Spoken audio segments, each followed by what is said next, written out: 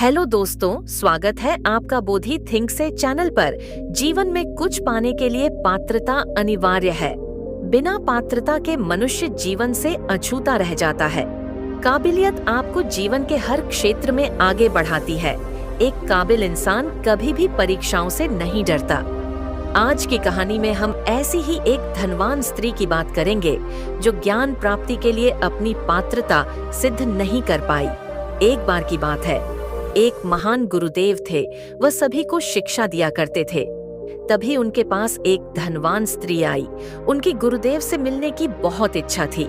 स्त्री ने गुरुदेव से कहा, गुरुदेव, आप मुझे अपनी शिष्या बना लो। आपकी शिष्या बनने के लिए मैं कुछ भी करने को तैयार हूँ। गुरुदेव बोले, शिष्या बनना इतना आसान नहीं है। स्त्री बोली, मैं एक स्त्री हूँ, ये आप इसलिए कह रहे हैं ना? गुरुदेव बोले, नहीं, वह बात नहीं है। यहाँ पर मेरी बहुत सी स्त्री शिष्या भी है। मेरी शिष्या बनने के लिए तुम में कुछ पात्रता तो होनी चाहिए। स्त्री बोली, जी गुरुदेव, मेरे पास जितनी भी धन संपदा है मैं आपको देने को तैयार हूँ, लेकिन मुझे अपनी शिष्या बना लीजिए। मैं संसार से थक गई हूँ, मैं मोह को त्यागना चाहती हूँ। गुरुदेव बोले, ठीक है, फिर जितनी भी धन संपदा तुम्हारे पास है कल उसे लेकर मुझे दे देना। स्त्री यह सुनकर थोड़ी घबरा गई। उसने सोचा, मैंने तो ऐसे ही औपचारिकता के लिए कहा था, इन्होंने तो सच में ही मेरा धन मांग लिया। उस वक्त पर वह ना नहीं कर सकती थी, इसलिए उसने कहा, ठीक है गुरुजी, मैं अपना सारा धन आपके पास ले आऊंगी। स्त्री ने अपना सारा धन गुरुजी को दे दिया।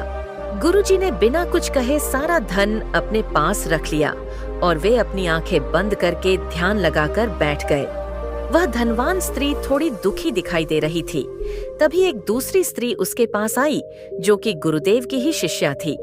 शिष्या स्त्री से कहने लगी, तुम्हें परेशान होने की कोई जरूरत नहीं है।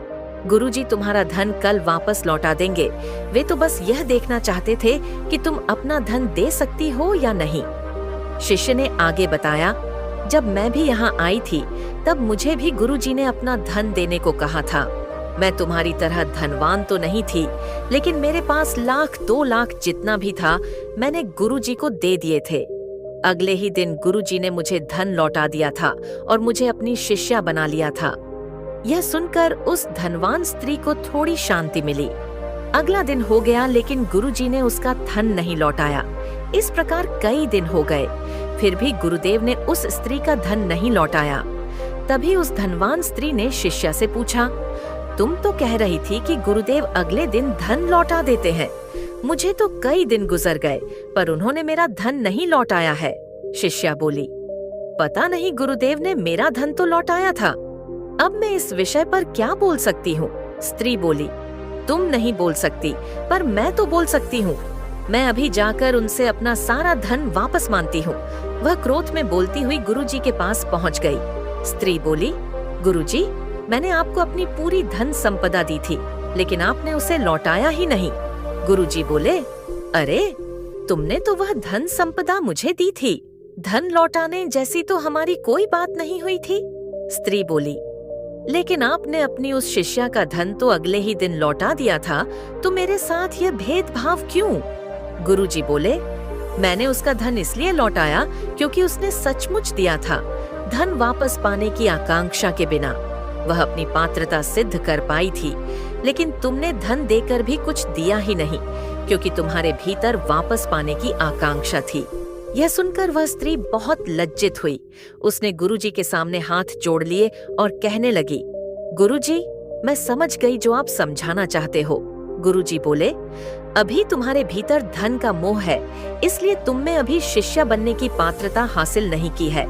अपना धन लेकर वापस चली जाओ। जिस दिन ऐसी हो जाओ कि धन देने के बाद भी भीतर वापस पाने की आकांक्षा न रहे हैं, उस दिन सही पात्रता प्राप्त कर पाओगी। इस कहानी से हमें यह शिक्षा मिलती है कि बिना काबिलियत के मनुष्य ज्ञान तो क्या, साधारण सांसारिक चीज भी प्राप्त नहीं कर सकता। जीवन में कुछ भी पाने के लिए पात्रता होनी बहुत अनिवार्य है। उम्मीद करते हैं आपको हमारी मोटिवेशनल स्टोरी, जीवन में कुछ पाने के लिए पात्रता अनिवार्य है, पसंद आई होगी। तो देर किस बात की, अभी हमारे चैनल को सब्सक्राइब करें। धन्यवाद।